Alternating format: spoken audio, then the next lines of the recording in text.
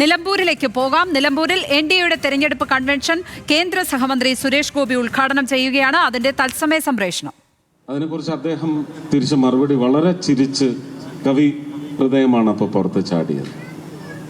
നല്ല തേനൂറുന്ന രുചി മാത്രം ഉൾക്കൊള്ളുന്ന ഒരു മാമ്പഴം നിങ്ങൾ രുചിച്ചിട്ട് ഈ മാമ്പഴം നന്നായിരിക്കുന്നു, പക്ഷെ അത് പേറുന്ന മരം അത്ര നല്ലതല്ല എന്ന് പറയുന്നതിന് എങ്ങനെ നമ്മൾ പുച്ഛിച്ച് തള്ളും? അതുപോലെ തള്ളുവാനേ സാധിക്കും. പടരണമെങ്കിൽ, ഞാൻ ഇവിടെ നിന്ന് ആദ്യം ഉപയോഗിച്ച വാക്ക് പടരും എന്നതാണെങ്കിൽ, ആ പടർത്തുന്നതിനുള്ള ഒരു സംഘശക്തി അത് ശ്രീമാൻ നരേന്ദ്രമോദിജിയുടെ നേതൃത്വത്തിൽ 11 വർഷം മുമ്പ് പ്രവർത്തനങ്ങൾ ആരംഭിച്ചെങ്കിൽ ആ നന്മ കേരളത്തിലേക്കും പടരണമെങ്കിൽ അതിനുള്ള തുടക്കം കുറിച്ചത് നേമത്താണ്.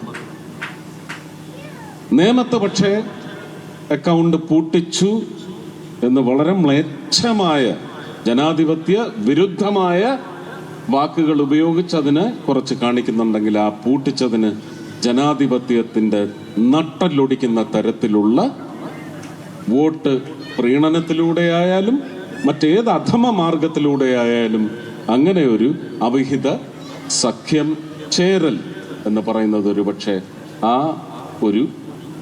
ഒരു സീറ്റ് എന്ന് പറയുന്നത് പിച്ചി ചീന്താൻ അവർക്ക് സാധിച്ചിട്ടുണ്ടാവും. പക്ഷെ അതിന് കൊടുത്ത കുറുക്കിനടിയാണ് 7 മണ്ഡലങ്ങൾ അടങ്ങുന്ന, അതിൽ 6 മണ്ഡലങ്ങളിൽ വമ്പിച്ച മുന്നേറ്റം.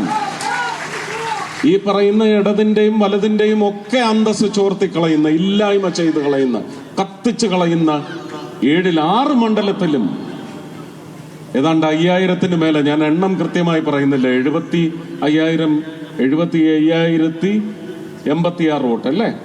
അതിലേക്ക് എത്തണമെങ്കിൽ 800 ചില്ലുവാന വോട്ട്, അതിലേക്ക് എത്തണമെങ്കിൽ ഈ 7 മണ്ഡലങ്ങളിൽ നിന്ന് എത്ര വെച്ച് കിട്ടി എന്നുള്ളത് ആലോചിച്ചാൽ മതി. ഗുരുവായൂർ മാത്രമാണ് നമുക്ക് ചെറിയൊരു ശോഷണമുണ്ടായത്.